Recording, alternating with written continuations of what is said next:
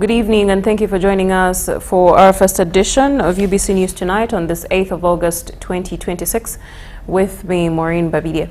In our first report tonight, the Prime Minister Robin Nabanja has urged the clergy to support government programs of the National Cleaning Day because it will help Ugandans get rid of so many diseases that result from poor health. She was speaking to the Dominican Sisters of St. Catherine of Siena at St. Andrea Kahwa Parish in Kakumiro District to mark 70 years of service by Sister Mary Orestina Capozoli and 4 others who took their perpetual vows. We have a report.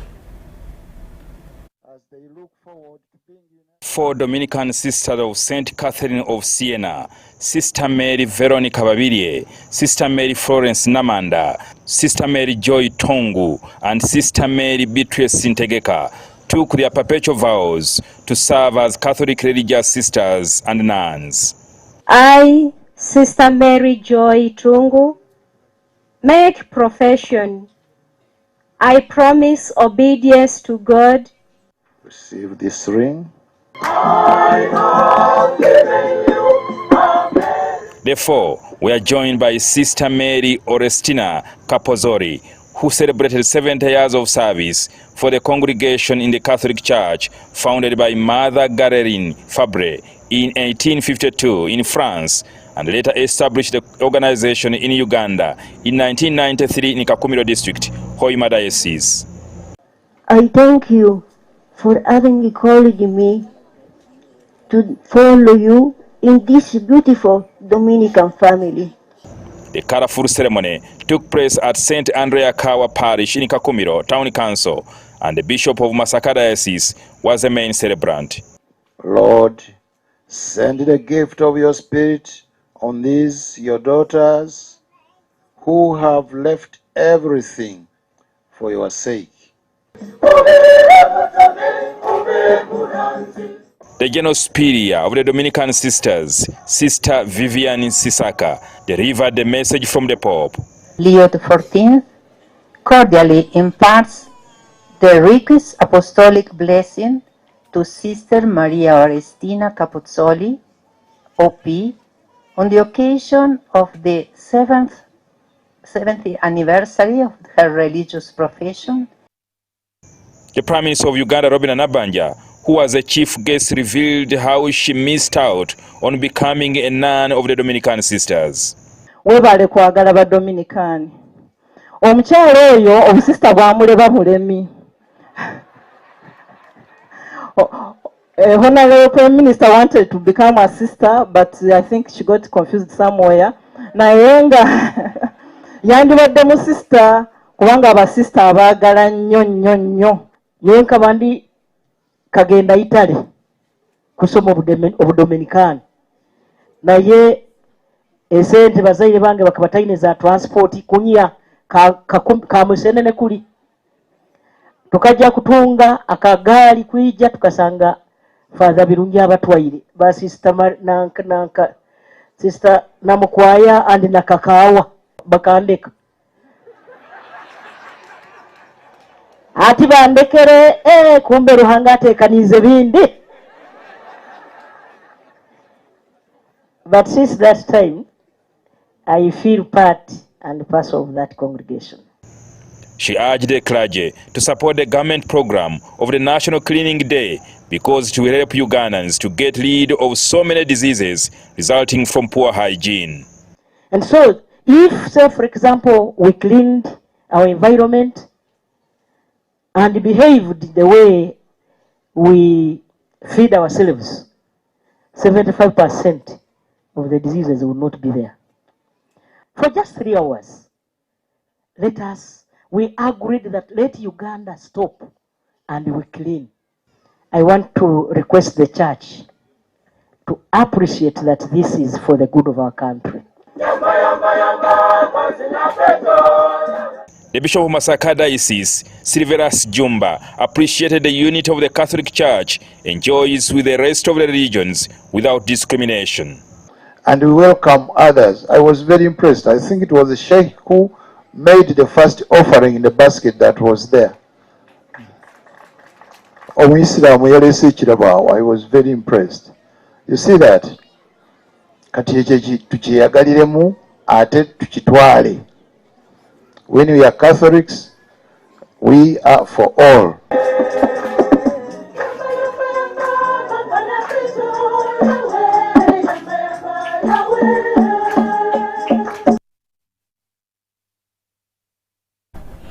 Uganda People's Defence Forces has begun retiring officers and men under Batch 16 in the latest phase of its retirement program. The retirement program reflects the force's commitment to honor those that have completed their tour of duties. We have a report.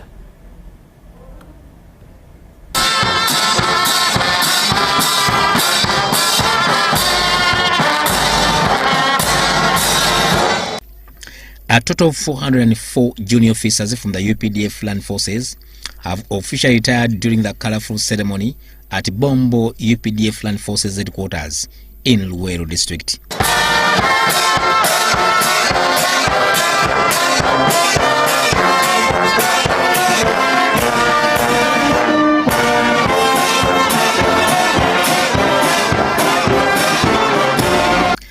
The ceremony marked a significant moment for the retiring officers, celebrating years of service, discipline, and dedication to the nation.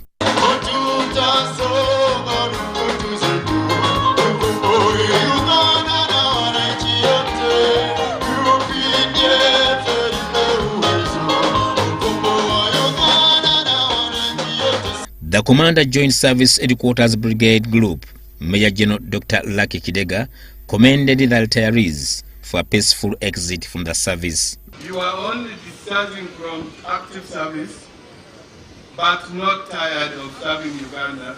You are counting in a different capacities. In that regard, therefore, I urge you to maintain discipline. The officers included 82 captains, 87 lieutenants, 27 warrant officer class 1, 27 warrant officer class 2, 26 staff sergeants, and 44 sergeants, among others. Uphold your values which have been here during the 40 or so years ago, which you lived in the service, and you also continue contributing positively to your families, communities, and the nation. On behalf of the retirees, Captain Augustine Tuliananuka commended the UPDF leadership for their mentorship and guidance throughout their military careers.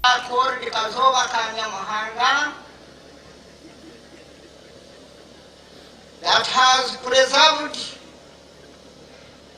my life throughout my years of service in the bush, in the trenches, and in service. The retirees have served between 20 to 40 years and received their benefit packages in recognition of their long service in the forces. Haruna Mutesasira, UBC News. In more news, government is positioning Uganda to host the proposed East African Statistics Bureau in a move aimed at strengthening regional statistical coordination and reinforcing the country's leadership in official statistics. The Finance Minister Henry Musasizi says the proposed bureau could be housed at the new Uganda Bureau of Statistics office block, whose construction has now begun. Musasizi made the remarks while officiating at the groundbreaking ceremony for the government-funded UBOS office block. Sanutia, this exercise does not only mark the beginning of the construction activities, but also is about the next chapter of the Uganda Bureau of Statistics. This building is a testament of the trust government has in our institution.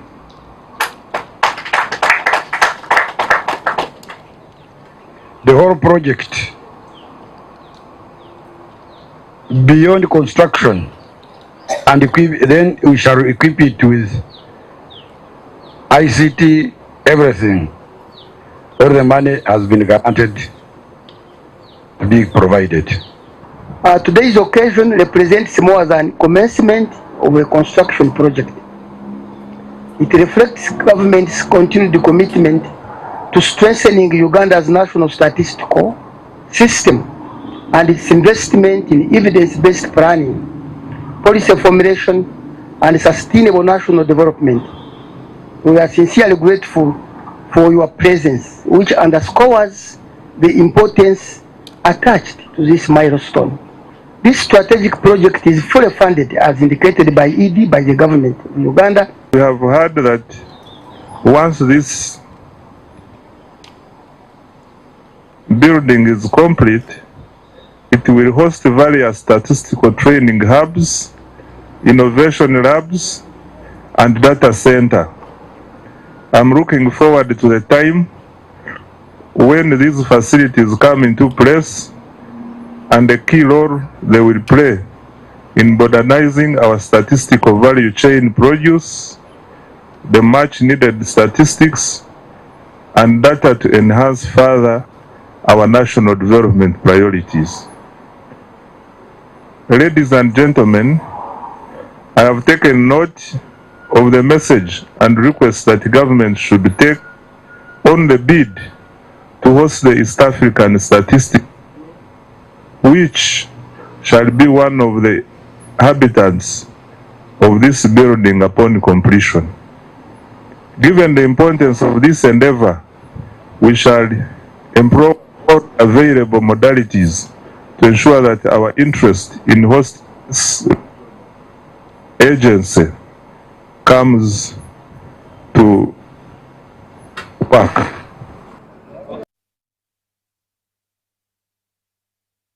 Works and Transport Minister Fred Byamukama has met representatives of U.S. Best Everstrong Capital following President Yoweri Museveni's directive to the ministry to award the company the contract to construct the 50-kilometer Kampala-Bombo expressway, and a project expected to start in September 2027.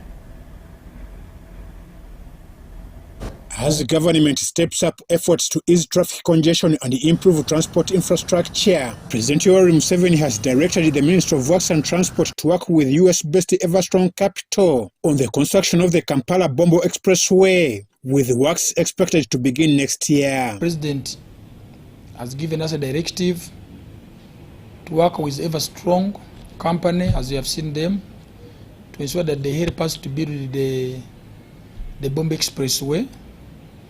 And the Bombo expressway, they intend to start the construction by September next year, 2027. This one will help to decongest the main Bombo road. Speaking during a meeting with the Everstrong Capital at the ministry headquarters, Works and Transport Minister Fred Byamukama said the company will invest $500 million under a build, operate and transfer arrangement. Their project, it is a build, operate and transfer. They don't need any money from government. They will bring their own money, about $500 million, and they build the road. Minister of Finance will guide us. The money they have invested in, it will take them how long to scoop back their money. They collect their money, they hand it over back to government, which is a very good idea. The project will involve a 50-kilometer dual carriageway expressway passing through Kampala, Wakisa and Luwelo districts, with an additional 70 kilometers of feeder roads. Matuga, they will bring a link which is Matuga, Kasangati, Kira, Chaliwajara. It connects to our project of the Kampala-Jinja Express. So that when you are coming from the northern parts through Nakasongola, Ruwero, Bombo, Kamati Matuga, you pass through Kira, Chaliwajara, you join the Jinja Express. You don't need to come to town up to Boise. Equally, those coming from the east, when you reach at Chaliwajara after Nambole there, you join on northern bypass, then you join the Bombo Express. Even at Matuga, they will have a route from Matuga, Wakiso. It joins another proposed expressway of Kampala-Busumbi Expressway. Isaac Mwanguzi and representatives of Everstrong Capital also shared about the project. Of course, we know is the constrained section of the existing road. So many of the metrics in terms of journey time performance, in terms of traffic volumes performance, all those things are showing us that, you know, as we know, it's only proving what we already know, that we need additional capacity. And that additional capacity should come by way of a new expressway, not by widening the existing road, because widening the existing road doesn't improve speed. The Kampala-Bombo Expressway is a long-standing government project aimed at easing traffic congestion on the northern approach to Kampala and improving connectivity along the Kampala-Bombo corridor. It also equal as a way of decongesting Kampala. We are doing railway transport. We want to expand our passenger services of the train from Kampala. By the end of this year, December, we start testing our passenger service train up to Jinja. The project is expected to be developed under a build, operate and transfer arrangement and is expected to be completed in 3 years. I'm Ivan Juko for UBC. Thank you, Ivan Juko, for bringing us up to speed. In more news, the Chabazinga of Busoga, William Gabula Nadiope IV, has vowed to wage war against early child marriages and ignorance in the region following the signing of a memorandum of understanding with UNICEF. The commitment comes as data from National Housing and Population Census indicates Busoga teenage pregnancies at 30%, above the national 25%. During the signing of the Memorandum of Understanding, UNICEF handed to the kingdom, among others, 5 Yamaha motorbikes and a Land Cruiser vehicle to support the Chabazinga initiatives.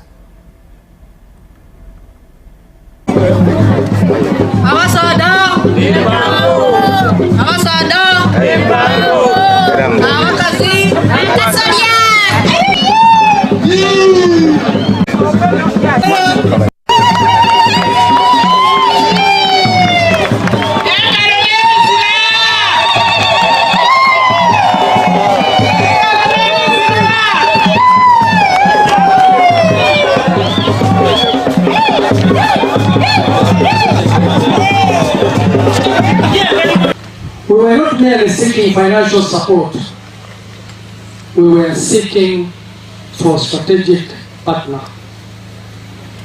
A partner who believed, as we do, that every child deserves protection. Every adolescent deserves opportunity. Every family deserves hope.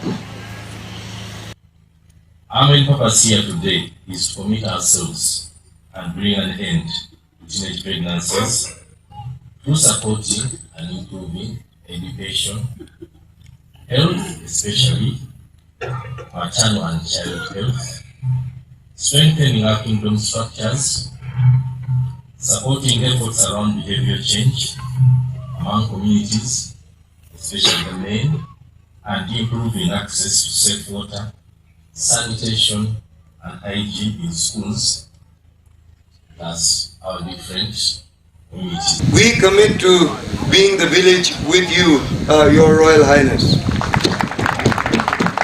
This memorandum of understanding is a promise to a better future for children, a promise that we will work together to give them the future they deserve. Let us make Busoga a place where every child survives, thrives, and fulfills their potential.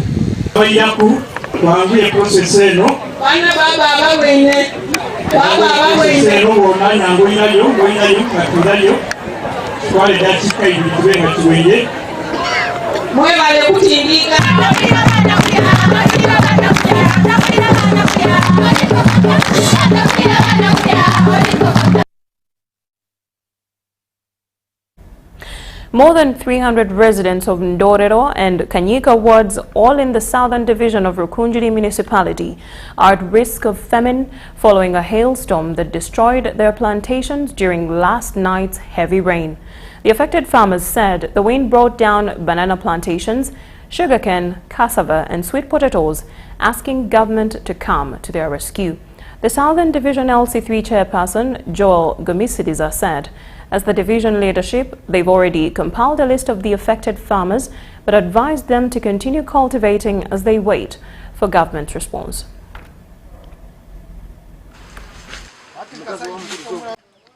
Tocha zikagwa kandi tonkabamwe nkanyewe nkanyire sente za parisha modo nizo nabenyenda ko nizo mbentiye mu rutoche rugwire bwaho hati tino cyo gukora ntubashaba buyambi kugira ngo government tukwatereho akubito tushobirwe shasha munonga abwe bintu evene bindi sanka family yanje kandi ukwihamwe akasente kabane mu rutoche gwe na rugira hasi tihine mutumba gusigire nagumwe hati yambwe nyine nakunyino kushasha kuhango munonga nteriwe mitumba yanje na muhogo kine kisigire obunyara bwona bugwire nishaba government obuyambi okumpereza tina kunyine nyina abana bishomero unyine ekyo kwebisawe hatinchine bantu mwe tantushaba mu tuyambe akwa muhogo zitu zona zigukire mitumba yona yahiguka nimwe tubentu ihentasa nimwe tubentu cyo kuri sabana mwizo abantu bashaba mu tuyambe turyaha mazuma tuyamisha tugazwire mitumba yone gwire rya hansi umutumba gubeno gwarara rwe gugwire umuhanga regwe na kurya hansi banshamu tuyambe kagavumenti rwihunga ejyo muyaga mwinji kandi abana bajya ishomerana bega emitumba cyesherire muhogo zacyecerera tuyine cyo kutamuhega cyona ntushaba gavumenti kwateraho ekatobuyana. We have already compiled the list of the ones who have been affected, and I'm forwarding them. I'm going to forward the list to the municipal and at large, even the area MP and the LC5, so that they can at least get assistance.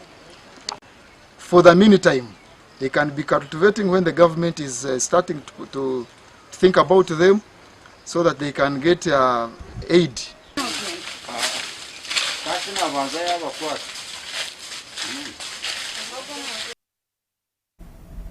The Uganda Vocational and Technical Assessment Board, UPDF, has today officially flagged off the July-August 2026 Tibet Assessment Series.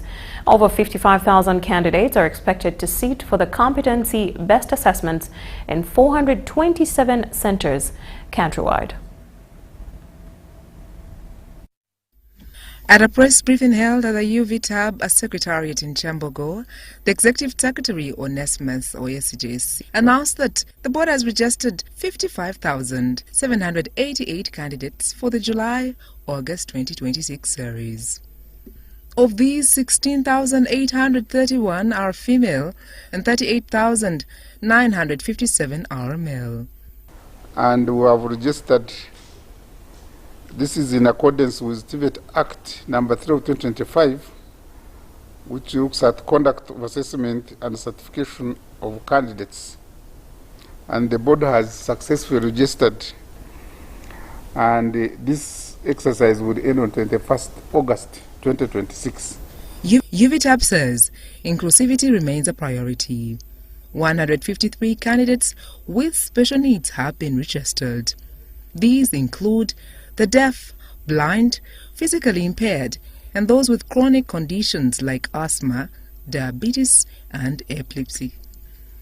So in line with the Uganda Vocational and Technical Assessment Board assessment processes and procedures, the board conducted the briefing of area coordinators and center supervisors across the country on 31st July 2026.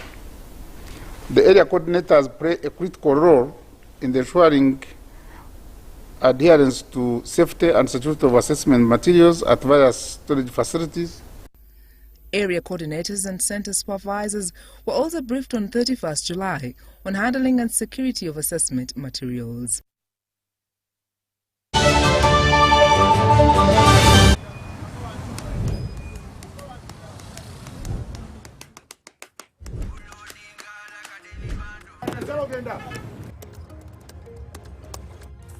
And that's it for today. Till the next episode.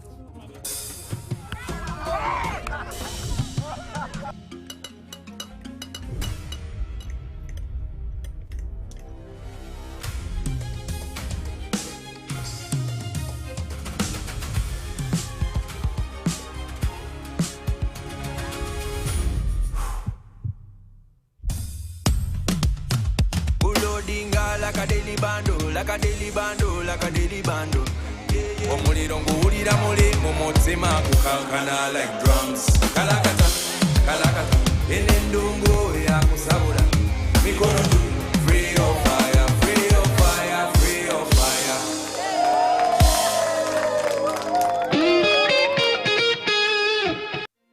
In Uganda, mornings don't begin with sunrise. They begin with courage. One man, one factory that has refused to stay silent. With one spark of courage, a chain of prosperity begins.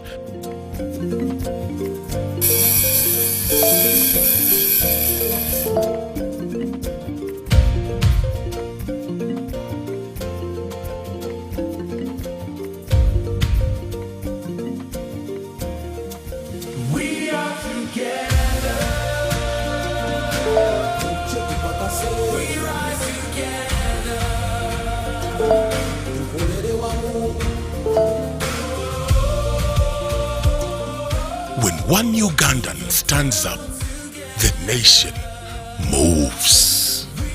Pearl Bank. Grow. Prosper.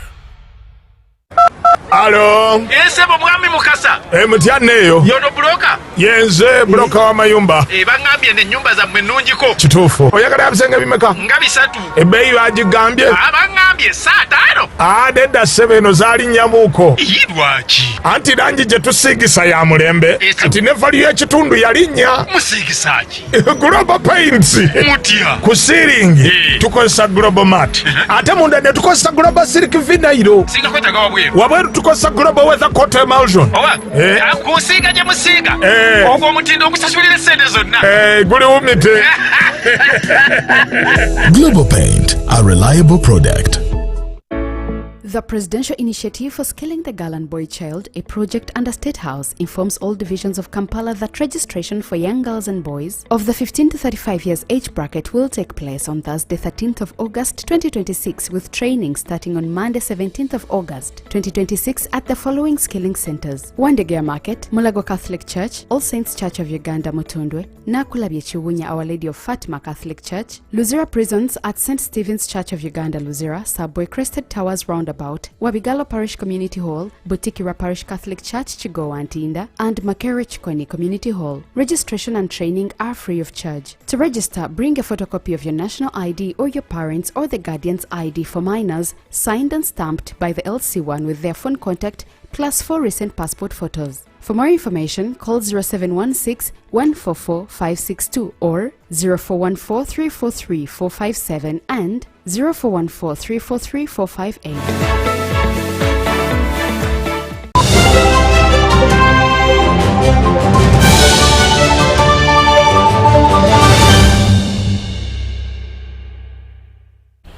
Welcome back from the break, and now in business.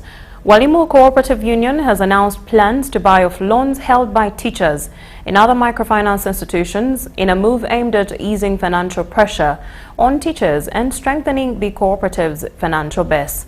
The union's new leadership says the voluntary loan takeover will allow teachers consolidate their borrowing under Walimu while giving them access to financial services tailored to their needs. The union also faces the task of recovering about 11 billion shillings owed by members, with leaders currently collecting repayment plans and restructuring outstanding loans rather than putting pressure on teachers' salaries. The Office of the Registrar, among other assignments, tasked us to, one, to revive circles. There are circles that we formed, but they have gone dormant. We have to reactivate them. How do we reactivate them?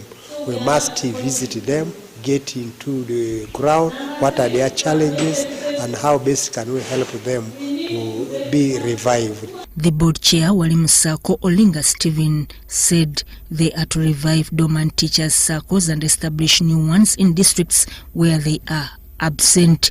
We wanted to engage them on the digitalization so that when we give you this money, we share with you, we come up with the recovery plan, we share with you the repayment schedule, and this repayment schedule we share together. You also endorse on it on behalf of Walimu. The management also endorses on this repayment schedule. Walimu Sacco will provide teachers with affordable credit and financial literacy to help them invest in income-generating activities. My advice to the Sacco leaders is to select their enterprises carefully based on the market demand. They shouldn't venture into enterprises that the market doesn't need. That will create loan default and project collapse. So they are going to be trained in the next phase how to do identification of the enterprises. Members say the government-backed financing has helped teachers invest in poultry, piggery and other businesses with loans offered at about 15% interest annually. We also need to request the government to allow Walimu to give SACCOs group money so that they can also identify such project and they run it as a group in vis-a-vis their personal programs. For UBC News, I am Sudat Kai.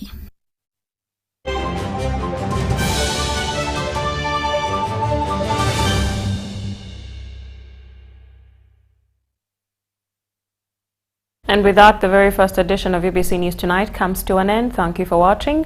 My name's Moureen Babirye. I'll see you back here at 10.